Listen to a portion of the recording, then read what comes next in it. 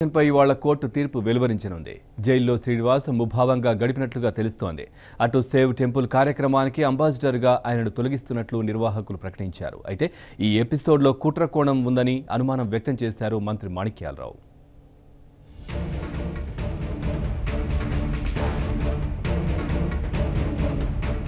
లైంగిక వేధింపుల కేసులో అరెస్టై చెంచల్గూడ జైల్లో రిమాండ్లో ఉన్న గజల్ శ్రీనివాస్కు జైలు అధికారులు యూటీ నంబర్ 1327ను కేటాయించారు.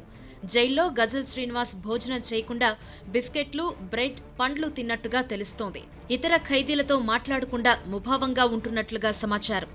గజల్ శ్రీనివాస్ తరపున ఆయన న్యాయవాది బెయిల్ కోసం కోర్టులో పిటిషన్ వేయగా ఆయన్ను వారం రోజుల పాటు తమ కస్టడీకి అనుమతించాలంటూ పోలీసులు పిటిషన్ దాఖలు చేశారు.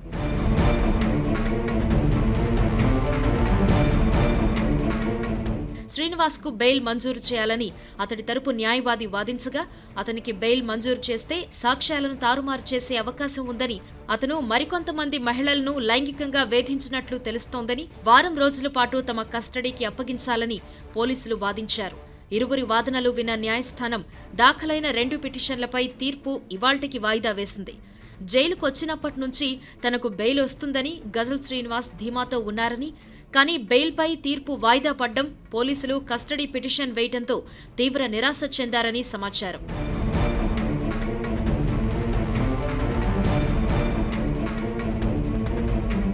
గజల్ శ్రీనివాస్ వేధింపులను 2 నెలల పాటు భరించిన బాధిత మహిళ ఆయన రాసలీలలకు సంబంధించి గంటల కొద్దీ నిడివిగల 20 వీడియోలను పోలీసులకు అందజేశారు. బాధిత మహిళనే కాక మరికొంతమంది స్త్రీలను కూడా శ్రీనివాస్ లైంగికంగా వేధించినట్లు తాజా వీడియోల్లో బలమైన ఆధారాలు లభించాయని పోలీసులు అంటున్నారు. బాధితులు ధైర్యంగా బయటకొస్తే వారితో కూడా మాట్లాడి వివరాలు నమోదు చేస్తామంటున్నారు. ఇక ఈ కేసులో రెండో ముద్దాయి అయిన గజల్ శ్రీనివాస్ పని మనిషి పార్వతి ఇంకా పోలీసులకు చిక్కలేదు. ఆమెను ఏ క్షణంలో అయినా అదుపులోకి తీసుకుని విచారించే అవకాశం ఉందని పోలీసులు అంటున్నారు.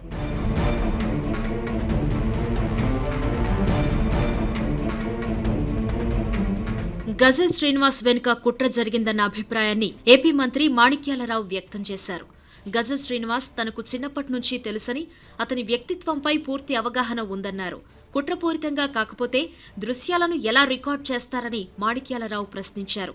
నాకు చిన్నతనం నుంచి కూడా తెలిసిన కూడా నాకు బాగా అతను పెరిగిన వయసు అంతా కూడా నాకు తెలుసు. ఎందుకంటే తాడేపల్లి అతని పాలకొల్లు తాడేపల్లిగూడలో వాళ్ళ పెదనాన్నగారు ఉండటం, వాళ్ళందరూ నాతోటి కలిసిన కుటుంబ సభ్యులు అవటం చిన్నప్పటి నుంచి తెలుసు. అతని క్యారెక్టర్ మీద నాకు పూర్తి అవగాహన ఉంది. చాలా చక్కగా టెంపుల్స్ విషయంలో కానీ లేదా హిందూ ధార్మికమైన ఆలోచన కానీ కమ్మటి తెలుగులో గజల్స్ని అందించడంలో కానీ ప్రపంచం అంతా అతను తిరిగాడు. చాలా చక్కటి ఉంది ఉద్దేశం. నేనైతే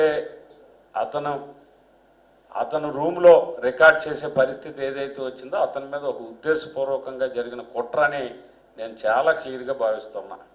అది ఎట్లా రికార్డ్ అయింది?